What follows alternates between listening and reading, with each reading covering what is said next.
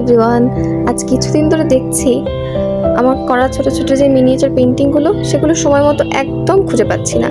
হয়তো হাতের সামনেই আছে বা আশেপাশে কোথাও, কিন্তু খুঁজতে গেলেই দেখা যাচ্ছে একটা পাচ্ছি তো আরেকটা পাচ্ছি না, আরেকটা পাচ্ছি তো আরেকটা পাচ্ছি না। তাই ভাবলাম এই ছোট ছোট পুচকু পেন্টিংগুলোকে এবার একটু অর্গানাইজ করে রাখা দরকার। তাই এখন বসেছি আমার এই পুচকু পেন্টিংগুলোর জন্য একটা পুচকু পোর্টফোলিও বানাতে।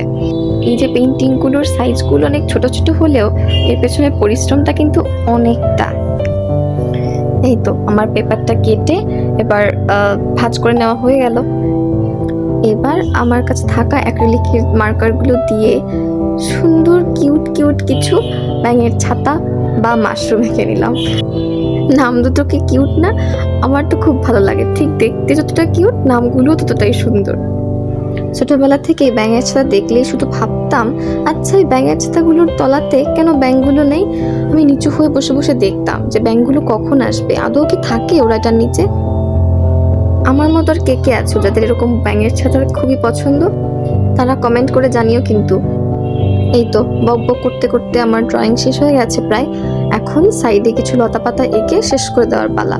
কিন্তু লতাপাতাগুলি আঁকতে গিয়ে হলো একটা মুশকিল। আশেপাশে লতাপাতা দেওয়ার পর মনে হচ্ছে না, দুইটা পাশ মনে হয় একটু অন্যরকম দিলে বেশি ভালো লাগতো, এটা মনে হয় বেশি একটু কারুকাজ হয়ে যাচ্ছে।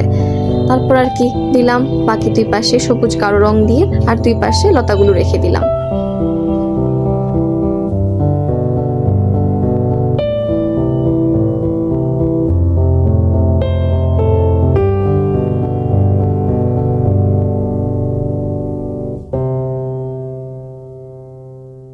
আর শেষ হয়নি কিন্তু, ভেতরে কিন্তু আরো কাজ বাকি।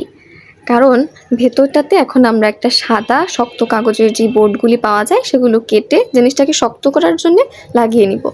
তারপর তো পোর্টফোলিওর মেইন কি বলতো, সেটা তো ফিতা দিয়ে বাঁধতে হবে। তাই আমি একটা পাটের দড়ি খুঁজছিলাম, পাটের দড়িটা দিয়ে এটা হচ্ছে বেঁধে দিলাম, যাতে আমি আমার কাজগুলোকে ভেতরে সুন্দর করে রেখে ওপর একটা ফাইলের মতো করে বেঁধে রাখতে পারি। তোমরাও কিন্তু চাইলে তোমাদের করা কাজগুলোকে এভাবেই যত্ন করে রেখে দিতে পারো। বিভিন্ন সাইজের পোর্টফোলিও বানিয়ে, ছোট বড় যেটা কোনো রকমের হতে পারে। আর বানালে কিন্তু অবশ্যই ছবি দিও।